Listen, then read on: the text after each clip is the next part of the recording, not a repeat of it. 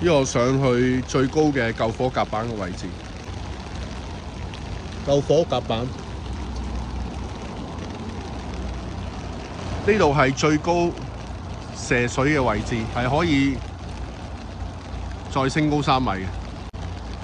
呢度係最高嘅滅火喉嘅位置，可以再升高3米。有電動同埋人手嘅米機嘅滅火喉同埋滅火設施。呢個白色嘅係噴泡沫嘅。紅中刻有葛量洪總督嘅字樣，1953年。呢個係有監艇嘅消防員，每1分鐘係要敲呢個銅鐘，防止撞船意外。但係而家就唔用啦。各式嘅消防設備，各式嘅消防設備。船頭嘅位置，呢度係船頭嘅位置，上高係指揮塔。船頭嘅位置，上高應該係駕駛艙嚟嘅，我哋影唔到啦，因為唔俾去。呢個位置係泵房、同機房嘅位置。船嘅辦公室，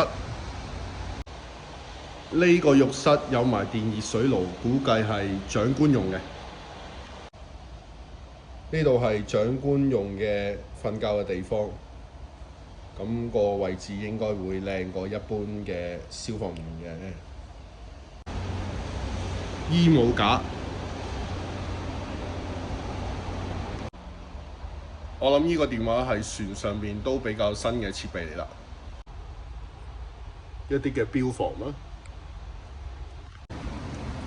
大家可以留意翻呢，甲板前嗰個風兜呢係向入邊嘅船頭，船尾呢就係向出邊嘅。點解呢？係有一個對流嘅作用喺度。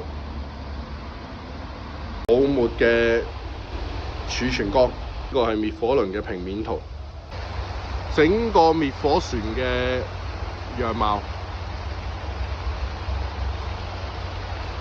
葛量洪號1953年係下水，船尾嘅樣啦。